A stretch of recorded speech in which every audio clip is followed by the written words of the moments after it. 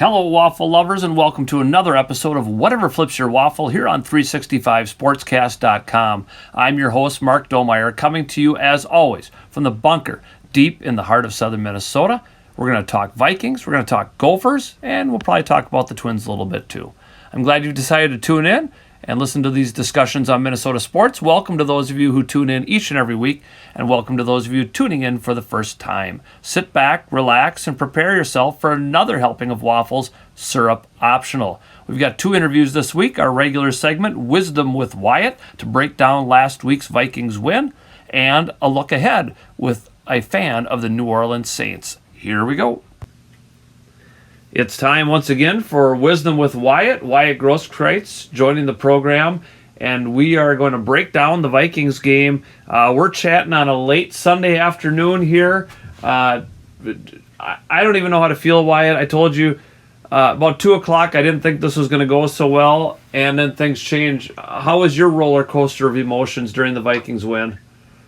Well, I'm not going to lie. At one point I thought the Lions were going to pull out a win. I mean, they were down, 24-14 going into the fourth quarter. Yep. They were not moving the ball too well on offense for the second half, and then Captain Kirk, as we know him to be, decided to lead a comeback. And I'm a happy guy right now. It's always good when the Vikings win on a Sunday, but there's definitely a lot that needs to be fixed. There sure is, and it's difficult sometimes. You watch and you see some of the good things. You see the reemergence of KJ Osborne, Adam Thielen making big plays. But, where has Justin Jefferson disappeared to? Our teams just, that's their focus, to stop him and let somebody else beat them? Definitely. You watch the Lions defense, they were doubling him almost all day. And that's fine by me. Pick your poison. We have Adam Thielen, we got KJ Osborne. Right. Smith Jr. starting to come into the offense a little bit more. You have Dalvin Cook. Fortunately, he got hurt, but you got Alexander Madison. And it was good to see Kirk finding Adam Thielen and KJ Osborne and not being so one-dimensional. Well, and that's just it. You know, we saw in Philadelphia last week trying to force it to Jefferson all the time. And I have to imagine that had to be part of practice this week of, listen, we know he's great. But so are these other guys, and to win the game, you can't force it to Justin Jefferson. And if he ends up with 3 catches and 14 yards, then that's, who cares, as long as you win. Yeah, I thought Kirk did a very good job of spreading the ball around today. I mean, Adam Thielen, when you look at his numbers, he had, something like 6 catches, 61 yards, and a touchdown. I mean, that's way better than what he's seen in the weeks prior. And he had over 8 targets. In weeks 1 and 2, I don't even think he combined for 8 targets. No. So it's awesome to see him getting involved in the offense. I think you're right. And even spreading out 3 different tight ends caught a ball today. C.J. Ham had 2 catches today. And in big moments too. That's important as well. I think of that. Cousins, he trusts these guys. I'm going to go with this, and I'm going to hit the guys who are open.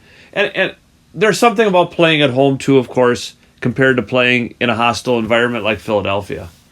Oh, yeah. I think playing at home is always a benefit. I mean, but today the crowd was pretty quiet there for a while, and then it got loud, and then it got quiet again. So, in a way, it really didn't play much of a factor till the end of the game when they finally started to make a comeback. Right. But a lot of it on today's win, we could thank Dan Campbell and him being a likable guy, but let's face it, a not so great head coach. Well, I've seen back and forth on this. I've been cruising around social media this afternoon a little bit, and some people ripping him for always going on 4th down. But the reality, what were they, 4 for 6 on 4th down today? Something like that? I didn't have a problem with that. The 4th down is not a big deal. He likes being aggressive. If you're an aggressive coach, that's awesome. Be aggressive. But at the end of the game, when it's 4th and 4, and we have no timeouts, and you decide to kick a 56-yard field goal. Well, yeah.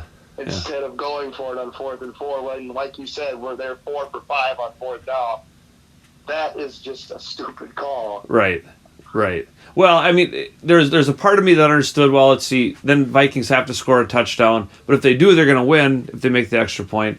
I even thought of just do a little pooch punt, try to pin the Vikings deep, and make them go a little bit farther even. But you're right, that was a questionable call. I didn't mind the 4th down calls if I'm a Lions fan either.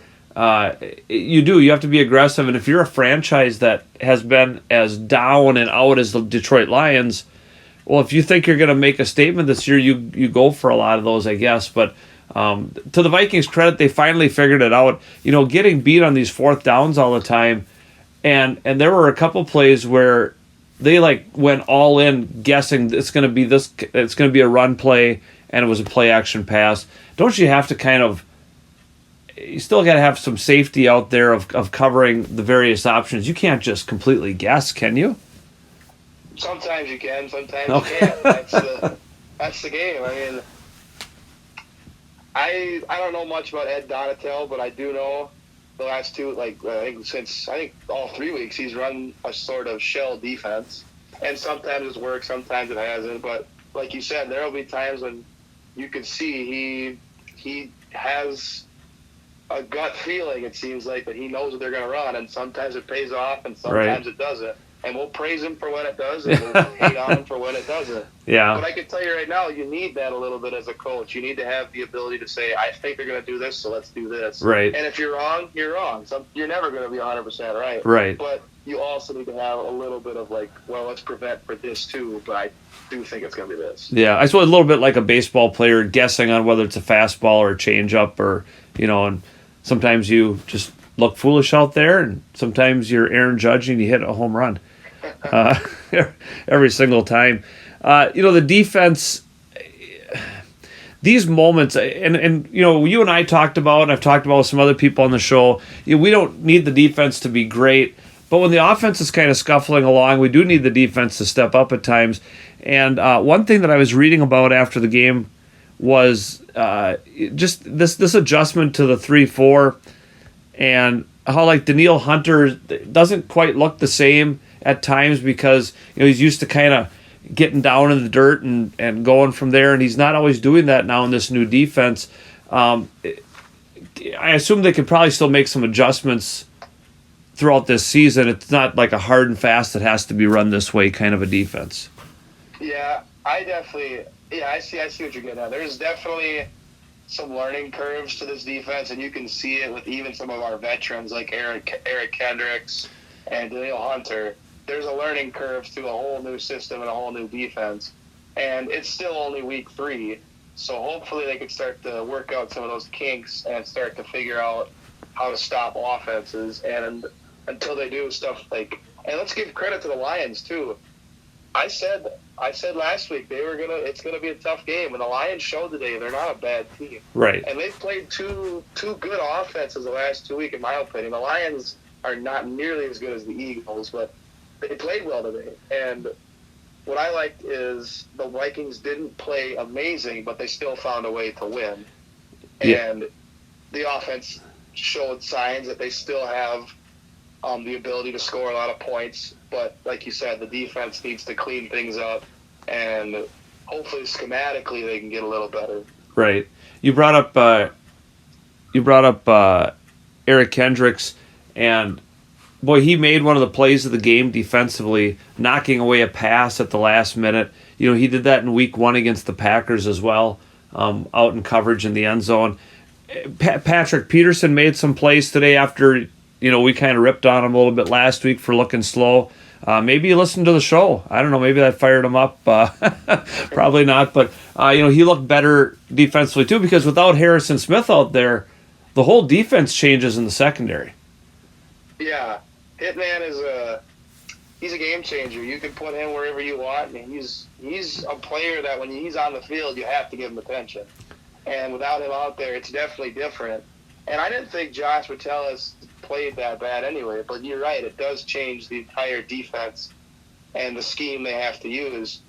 And there were moments it looked good, and there were moments it didn't look good. Right. And hopefully they can get it cleaned up next week for New Orleans. Yeah, well, and Metellus comes up with the clinching interception at the end. Good for him. He almost had one, right before then, but even there was felt like the Lions. They still had a chance. Goff just throws it up there at the end, and you're thinking, what are you doing? Of course, the Vikings were putting some pressure on at that point too, but I still contend that the Lions are on their way to be able to do something good, and maybe Dan Campbell needs somebody whispering in his ear, like the new Denver coach Hackett. He hired a guy this week to help him figure out how to do things the right way, an in-game specialist. But another thing from the Lions standpoint, our old buddy Mike Hughes, former Viking, boy did he get burned today. He did not look good out there for the Lions. No, he did not. There were many times when he looked just lost in coverage. He was getting beat, or simply just looked like he was unprepared to play today. And he's kind of making the front office look smart for getting rid of him. Right. Hopefully he can turn it around. I don't ever wish bad things on any NFL player, but yeah, today he sure helped the Vikings get some touchdowns. Well, and I always liked him when he played here. He was hurt a lot and everything else. And I thought, man, this guy could be pretty good, I think. But we'll take advantage of that, certainly. Now, there's some credit to the Vikings here where you go, okay, down 14 in the first half, come back and tie it. Down 10 in the fourth quarter, come back and win it. This could be one of those games, and again, it's early in the season, as you mentioned, but you make two big comebacks in a game, which is hard to do in the NFL, and win the game. Maybe that propels you because the schedule looks favorable coming up. Yeah, I think you can use that momentum to help with games coming up. Like you said, we got New Orleans on Sunday, and you got Chicago. That Chicago will be I don't want to say easy game, but it's a game you should win. And then you got Miami, who's looks like they're going to be a good team.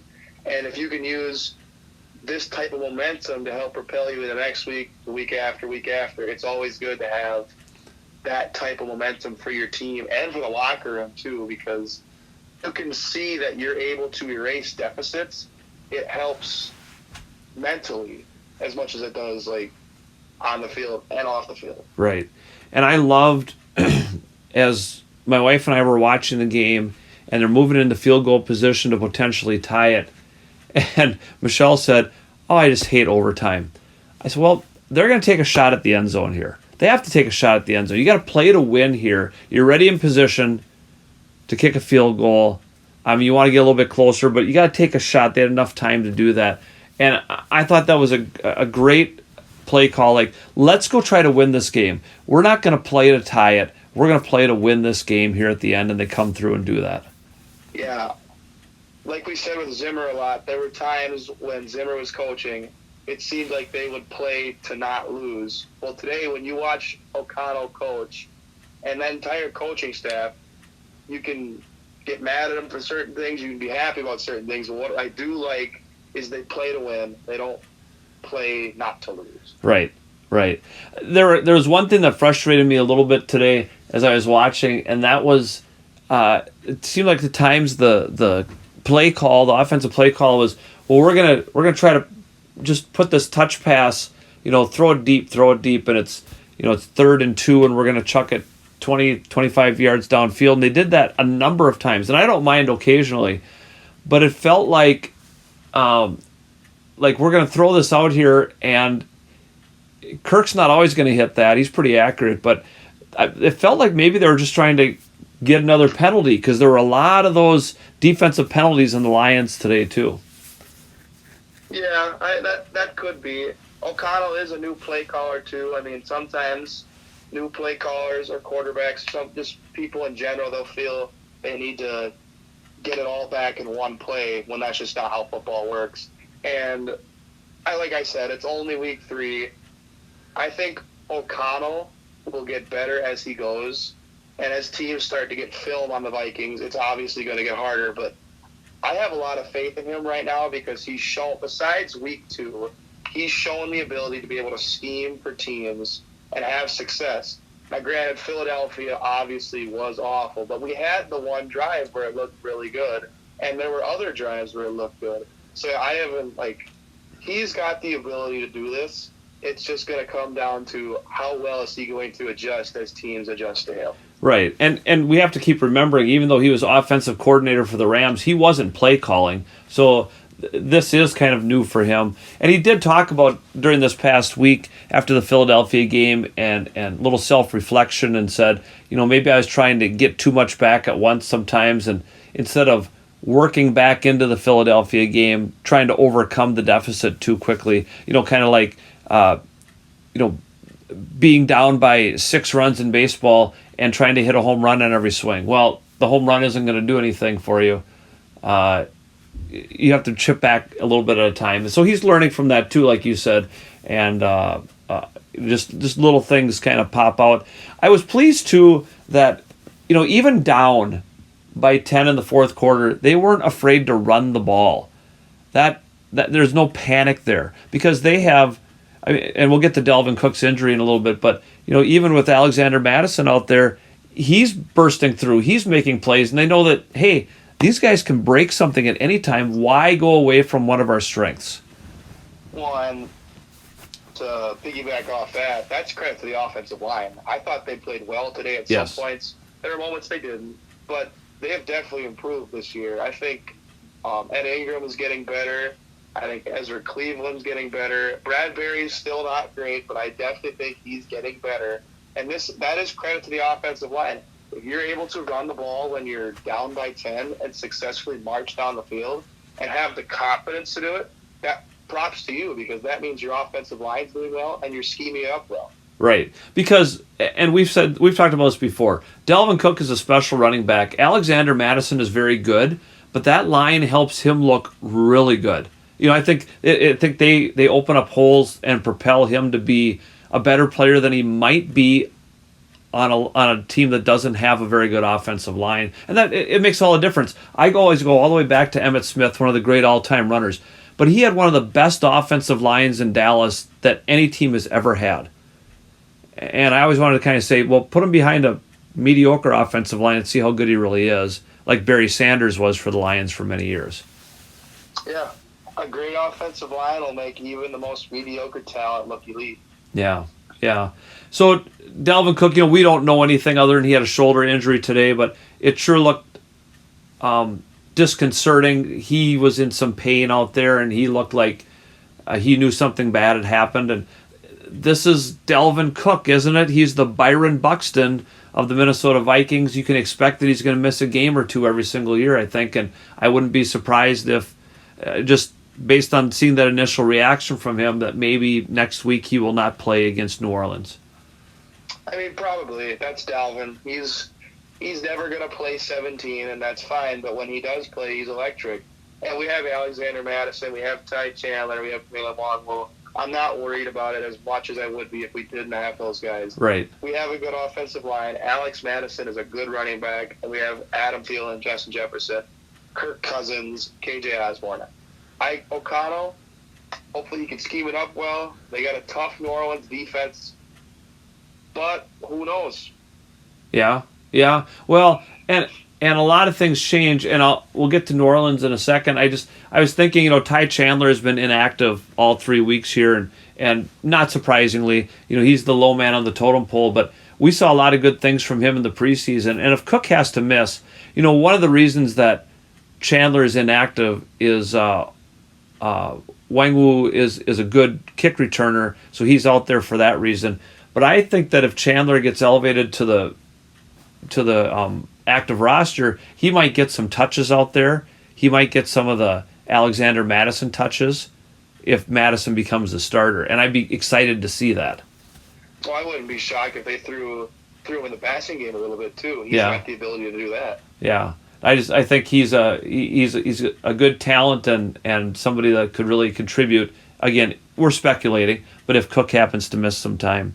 So next Sunday, people have to get up a little bit early as the Vikings play. I think it's 8:30 over in London, 8:30 our time. And the New Orleans Saints lost again today to Carolina. But like you said, they've got a good defense there in New Orleans. Just offensively, boy, Jameis Winston, he's an interception machine. playing with some broken, or I don't know if it's broken ribs or fractured ribs, but he has not looked like a good quarterback these last 2 weeks. And if you're the Vikings, you got to capitalize on it. Yeah. Yeah, I mean, you have to imagine you got to bring some pressure on there, force them into some things. Hopefully, Smith should be back from the concussion. That makes a difference out there, too. There's always a little bit of the time change, flying to London and doing that, but I'm looking at another good opportunity for a Vikings win next week against the Saints. I am, too. I think if the Vikings can run the ball effectively against that tough New Orleans defense, wear them down, get Justin Jefferson going because he was quiet today, and keep using Adam Thielen and KJ Osborne. And if that defense can force turnovers against a turnover-prone Jameis Winston, the Vikings set themselves up for what I think will be a good win on Sunday against a tough New Orleans team. There you've got it. 2 predictions in favor of the Vikings for next week. Wisdom with Wyatt will return again. We'll see how we did in our predictions and break down the New Orleans game next week. I was able to track down Trace Girouard, a fan of the New Orleans Saints. He works in some sports media down in that area, and he'll talk a little bit about that. And we're going to preview the Vikings-Saints showdown coming up right now.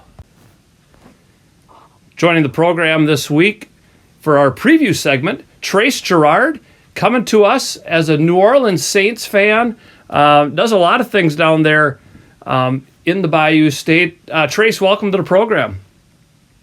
Thank you for having me, Mike. I appreciate you reaching out. Yeah. Tell us a little bit about what you. I know you're very involved in sports media, and you've got some other things going on. Our listeners, maybe if they want to listen in, they can tune in to you. Tell us a little bit about that. Yeah, absolutely. So I cover the New Orleans Saints for a company called Chat Sports. We're a YouTube company based in Dallas, Texas. Actually from the great state of Texas. I'm a diehard Saints fan since I was just a kid. Love the Saints. I bleed black and gold. We actually do have a pretty great Vikings channel as well. Y'all should check it out, Vikings Now. Patrick Seaman, he's a huge fan. He's been doing the same thing. He's a big Vikings guy. But, I love the Saints. I'm really excited to talk about some football, man. Yeah, awesome. Yeah, that'll be something we'll have to check out, all these different YouTube channels and other things. So many great ways to follow all these professional sports teams. So, absolutely. Trace, coming into the season as a Saints fan, a change in the old guard. Sean Payton stepped down, and new coach comes in, and kind of what were the expectations for this handoff and what was going to change or what might stay the same with the Saints? Yeah, so with that, Sean Payton stepping down and quote-unquote retiring, Dennis Allen was eventually promoted to head coach. Dennis Allen's been with the Saints for quite some time as the defensive coordinator. He's been in the Sean Payton office and in that regime for quite a while. The only big change is, who's really taking over play calling duties on the offense with Pete Carmichael. So Sean Payton obviously was, calling a lot of the offensive plays. Pete Carmichael would give his input, but, Sean Payton was the mastermind and the puppeteer of it all. But Pete Carmichael now gets to kind of get the opportunity to really show what he has learned and show what he can do and show what his side of the offense was and stuff, which is really exciting. And as Saints fans, we were all really pumped to see what that's going to look like. And, there was some pretty high expectations. Getting Michael Thomas back, having Alvin Kamara, obviously when we were in the offseason dealing with the potential suspension, that looks like it's not going to be going on until next season. But there was some high expectations in the sense of the offense we're expecting it to be good. We brought in Jarvis Landry, and that's a big boost in terms of getting another veteran guy and another proud member of the state, or a proud member of like the Louisiana State, Yep. And somebody who can bring that energy and that charisma to the offense. And the same thing with Tyrann Mathieu, filling that same role on the defense as Malcolm Jenkins retired. So there was high expectations in the sense of there's a lot of fun and a lot of exciting pieces that were coming in, but there's a lot of question marks as well. I would say as a fan base, we're a little bit disappointed in how things are going so far.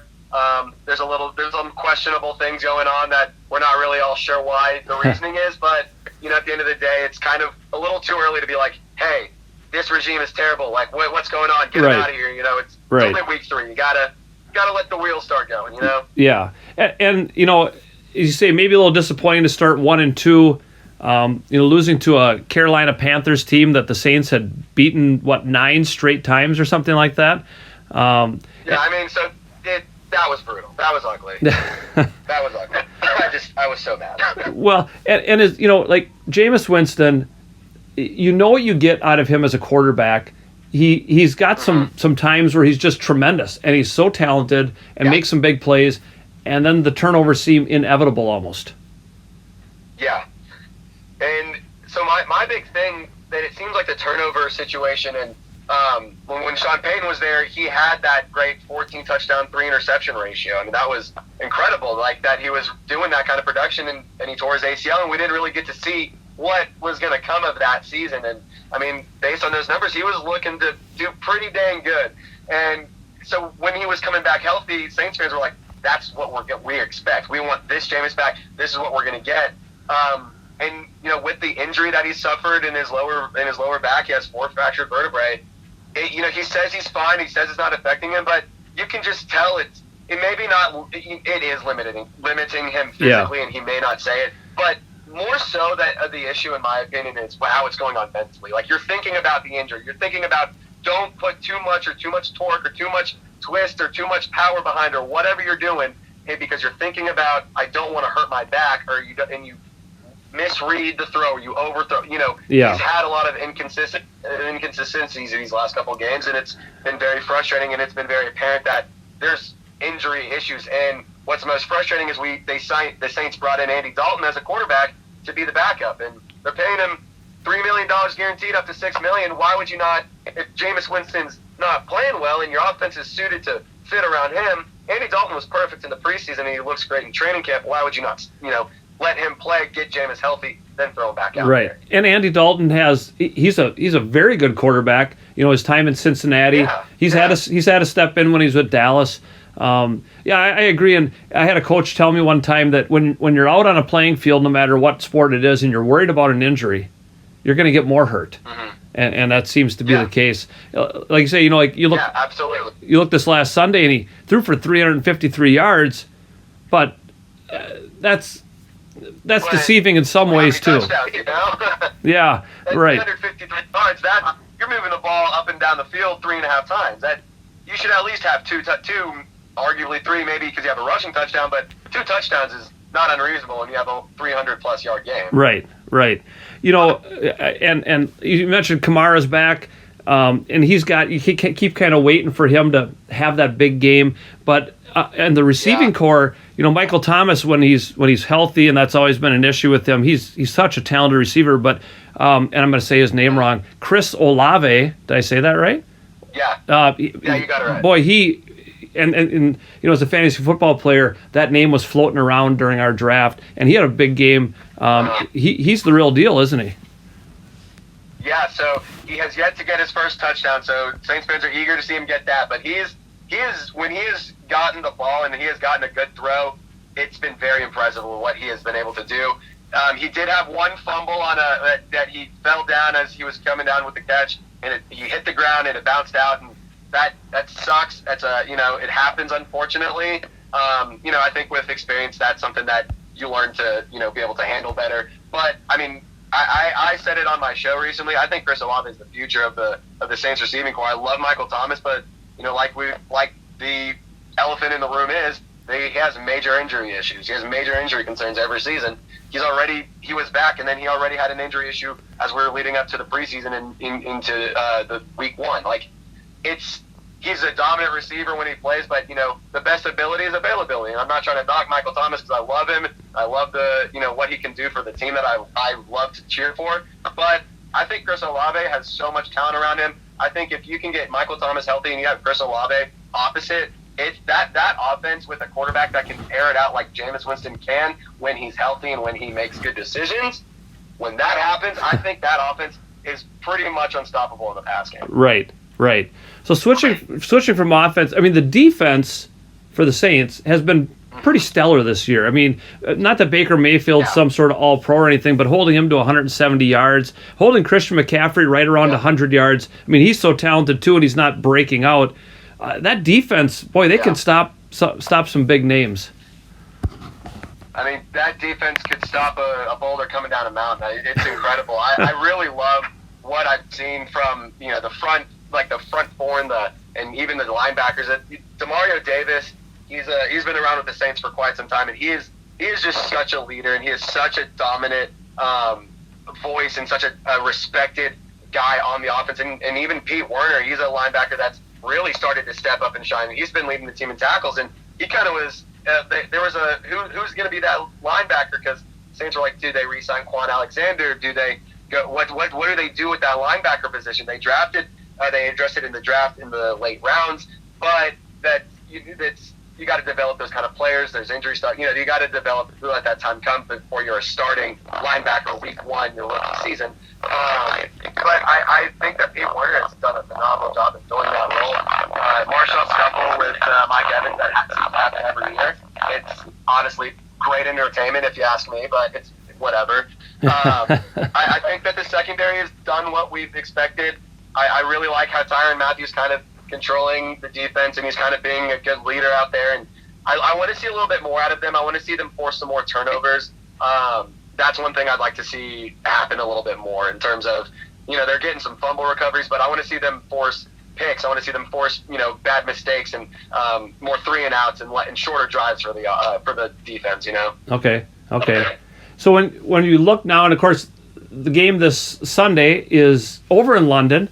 8:30 start time. We all have to, make sure we're out of bed and get up a little bit sooner to watch our favorite teams play. But always kind of an exciting trip. And is there a lot of buildup in the New Orleans area? Like, hey, this is a really cool thing that our team gets to do, or do people grumble because it's not the normal time that the game is on?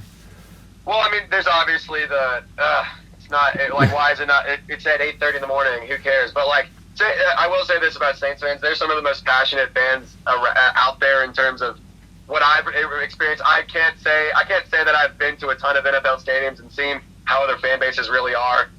But in terms of how I've seen it, it's unbelievable how dedicated some of those fans are, and there's a lot of build up. I'm pretty sure I saw New Orleans is on a pretty big win streak, on a nice hot streak in London, ironically, which is kind of interesting. And it's kind of cool they get to rock those new black helmets. So that'll be kind of fun to see in action. Yeah. There's a lot of excitement. There's a lot of build-up. It feels like a must-win in the sense of we're 1-2, could be 1-3, falling behind in the division. You really gotta. You don't want to be 1-3. No. Going into that's not a good spot to be. So it feels like a must-win. There's a lot of energy anticipated. And I even look at these types of games and you say potentially for wild card tiebreakers. Yeah, absolutely. Because the Vikings and Saints could both be in that position down the stretch, and who wins this game could make a big difference in home field or making the playoffs. Absolutely. And what another fun thing about it is I feel like the Saints and the Vikings have had a fun little rivalry going on these past 2 years, and with the Minnesota Miracle, the push off with the Saints beating the Vikings to go to the Super Bowl, and there's the Alvin Kamara 6 touchdown game. There's so many fun big moments for both teams in that game, in this series. So I feel like it's going to be a fun game. It has to be. It's set for a big scene, a cool stage. I'm excited to see what's going to happen. Yeah. Hopefully this is the game that we see somebody pop finally. Right. Well, I'd love to see Alvin Kamara do some fun stuff. Of course. I'm glad you brought up the past because, you mentioned some of these huge games, the 2009 NFC Championship game, which sticks in the craw of every Vikings fan ever. And I'm not sure that Sean Payton could walk safely down the streets of Minneapolis to this day with Bountygate and everything else. And, of course, I tend to look at it and say, yeah, there were some shifty things, but at the same time, if we don't have 12 men in the huddle, Ryan Longwell kicks a field goal and we're going to the Super Bowl that year.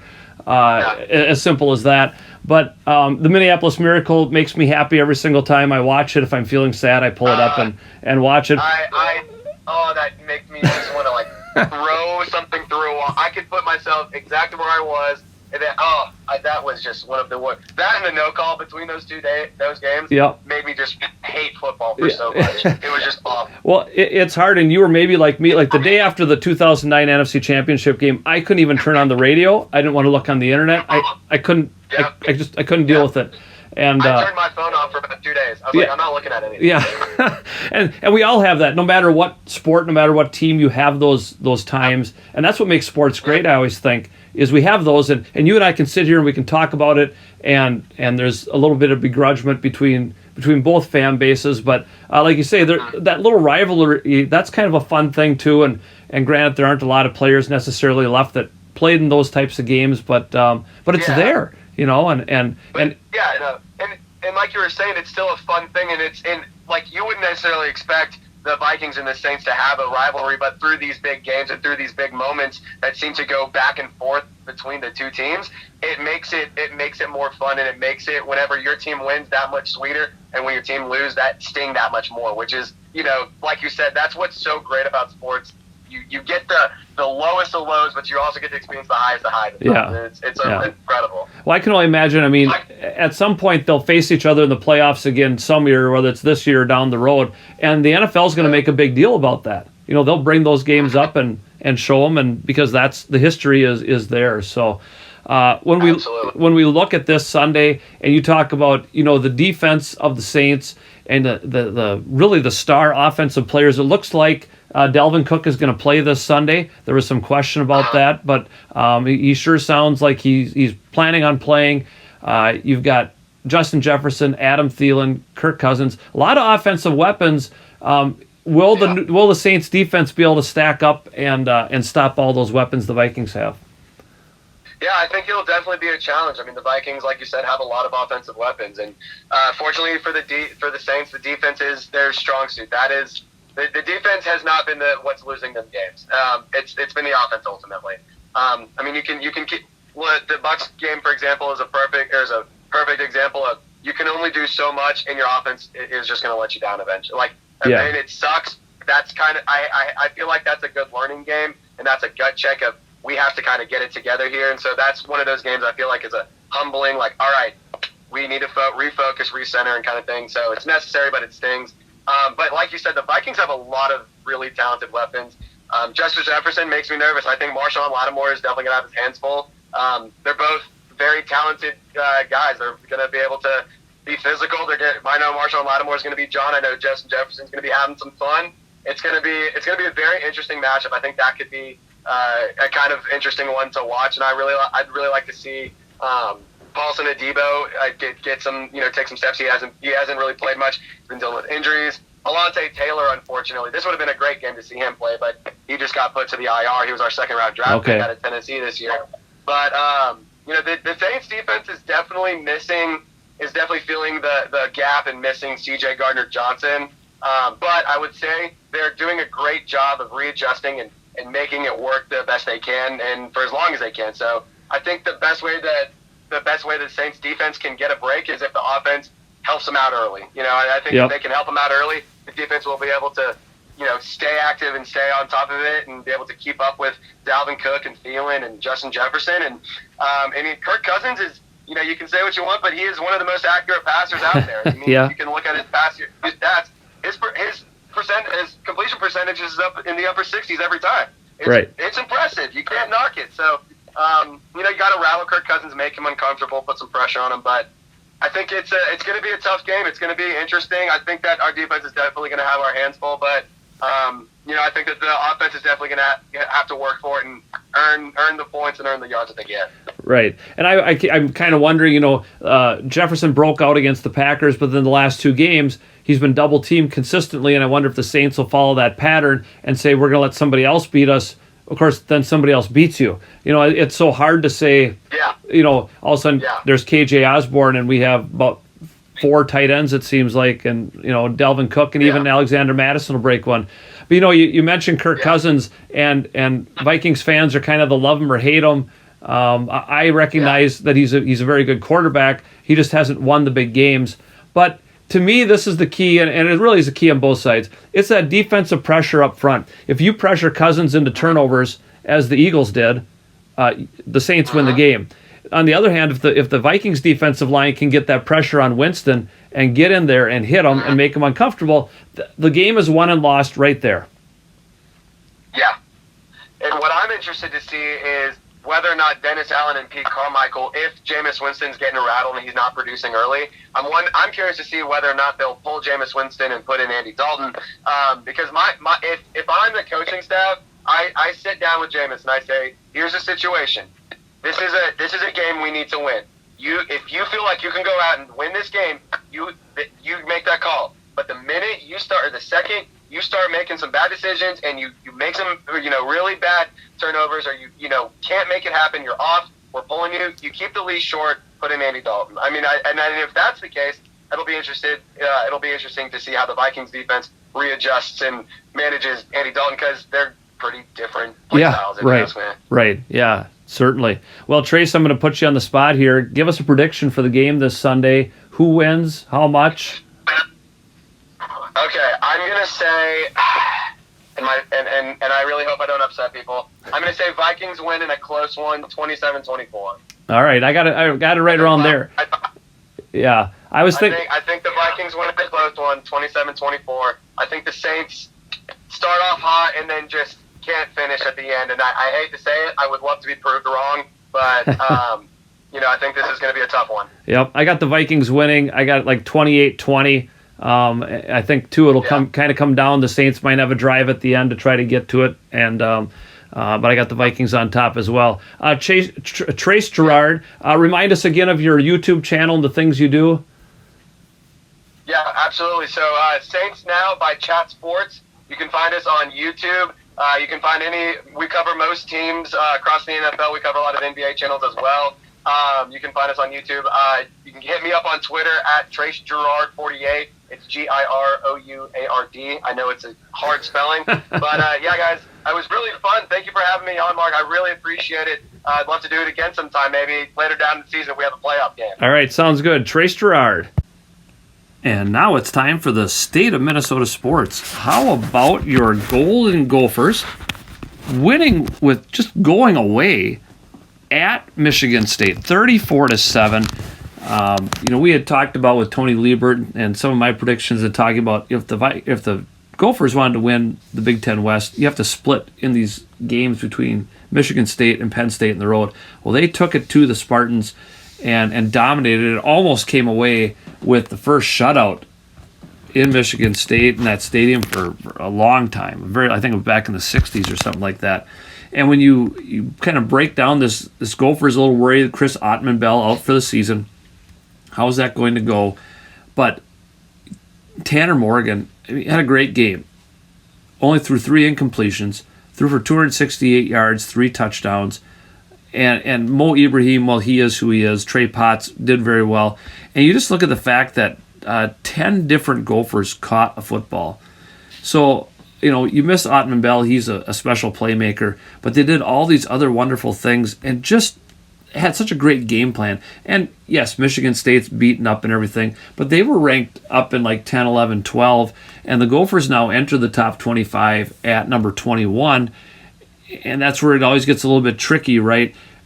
Can they hold on to that? Do you play these games that you should beat? Here comes Purdue to town this week. And the Purdue Boilermakers, people maybe thought they could be a little bit of a dark horse. They're sitting at 2-2. They're banged up. Whether or not their starting quarterback plays is still to be determined.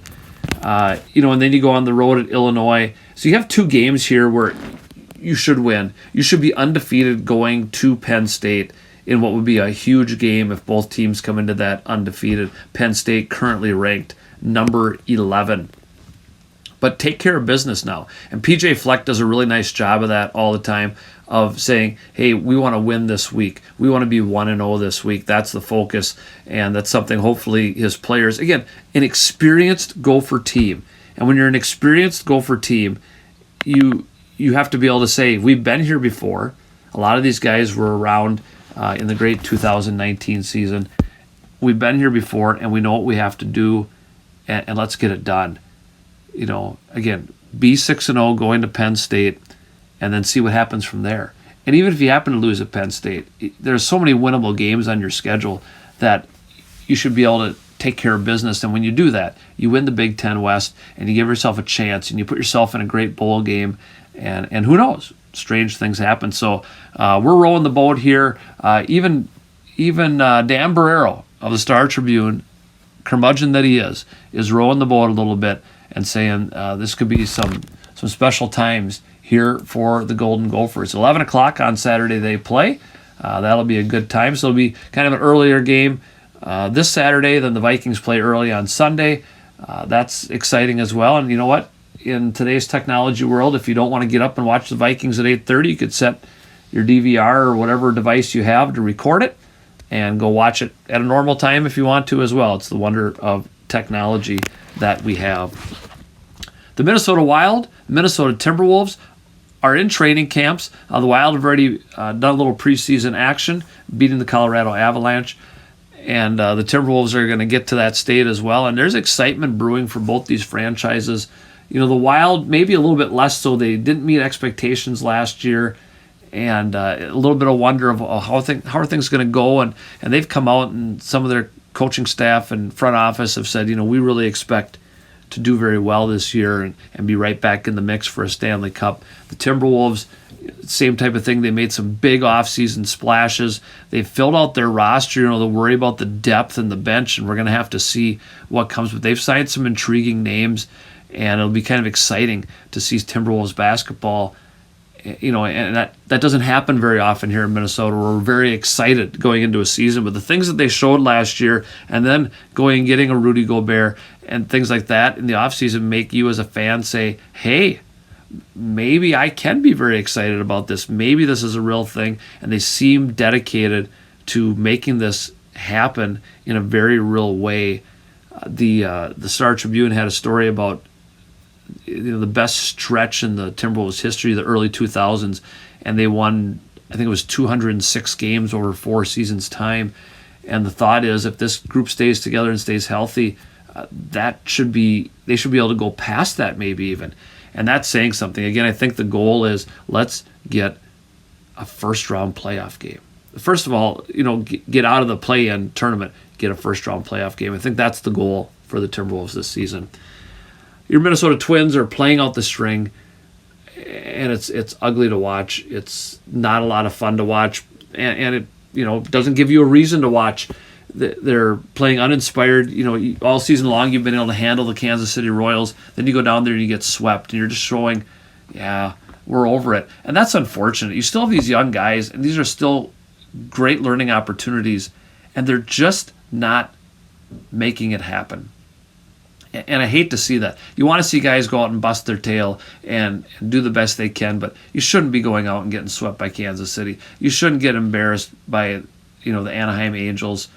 You know, obviously Ohtani is going to go out there and do his thing, but the Angels have been putrid for most of the year, aside from a really hot stretch kind of early on.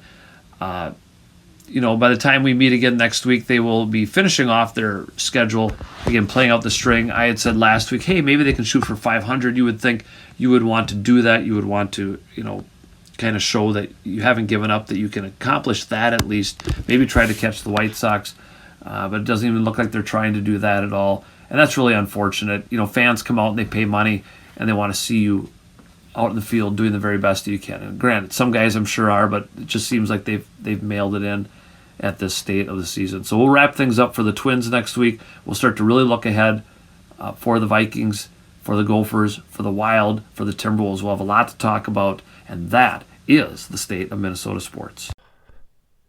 And now it's time for This Week in Minnesota Sports History. On September 28th in 1969, Joe Kapp passed for 7 touchdowns in a 52-14 Vikings win over the Baltimore Colts at home. Good fantasy football day for Joe Kapp. On September 28th in 1969, the Twins clinched the Western Division with a 5-2 win over the Seattle Pilots, the only year of the Pilots' existence before they became the Brewers. That was the first year there was an Eastern and Western Division, and then they had the ALCS in order to go to the World Series.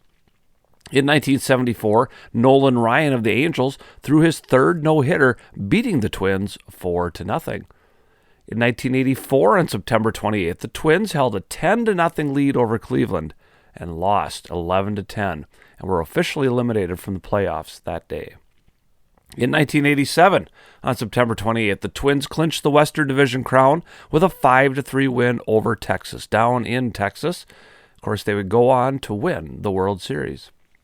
In 1995, on September 28th, the Twins lost 12-4 to Cleveland, but worse was Kirby Puckett's being hit in the face by Dennis Martinez. That turned out to be Puckett's last game. He developed glaucoma in his eye, couldn't see anymore. Had nothing to do with being hit in the face, but an inauspicious end to Puckett's career. In 2018, Jose Barrios beat the White Sox and reached 200 strikeouts for the season, the 8th Twins pitcher to do so. On September 29th, in 2002, Seattle's Sean Alexander set an NFL record with 5 touchdowns in the first half against the Vikings in a 48-23 Seahawks win. He ran for 4 and also caught an 80-yard pass for a touchdown. A good fantasy day for Sean Alexander. In 1991, on September 29th, the Twins clinched the Western Division despite losing 2-1 to Toronto, since the White Sox also lost that day. Of course, the Twins would go on to play Toronto in the ALCS and beat them 4-2. In 2014, on September 29th, the Twins announced they would be replacing Ron Gardenhire as manager. Gardenhire had led the Twins to a number of playoff appearances, but they had lost a lot of games for a few consecutive years. In 2020, the Twins lost 3-1 to Houston in Game 1 of the playoffs, that shortened COVID season. Kenta Maeda was pulled after 5 innings with a 1-0 lead, and the bullpen could not hold that. On September 30th, in 1968, the Twins fired manager Cal Irmer as the season ended. Of course, they would replace him with Billy Martin, who would lead them to the playoffs the next year.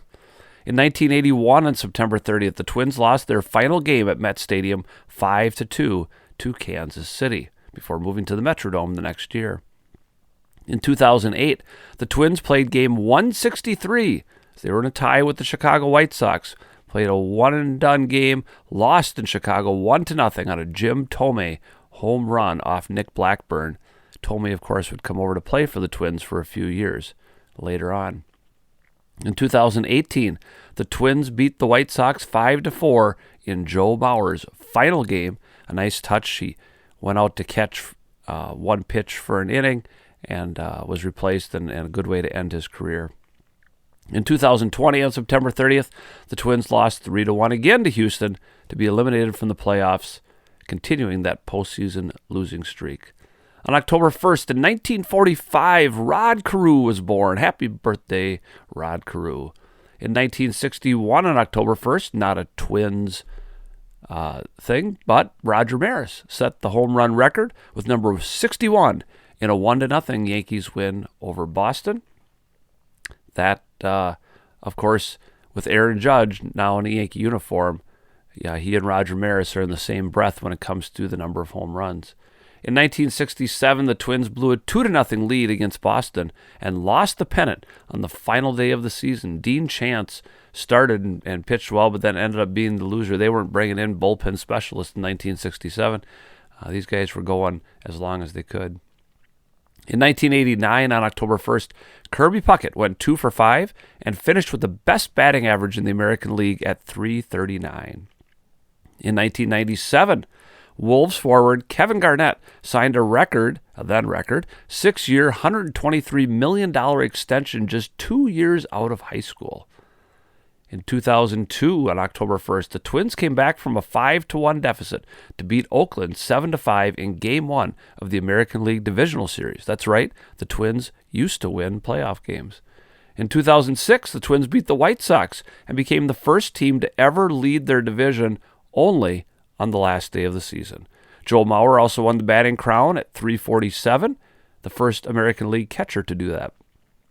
And on October 1st in 2009, the Twins beat Detroit 8-3, and in the process had 4 players with 90 or more RBI in a season for the first time: Michael Kadire, Justin Morneau, Jason Kubel, and Joe Mauer. On October 2nd in 1981, the Metrodome was inflated for the very first time. It took about 2 hours to do so. In 1988, the Twins became the first American League team to break the 3 million fans mark with 3,030,672. I believe Toronto was the first team to break 4 million in attendance. In 2002, the Twins lost Game 2 of the American League Divisional Series to Oakland 9-1. In 2009, on October 2nd, the Twins beat Kansas City 10-7.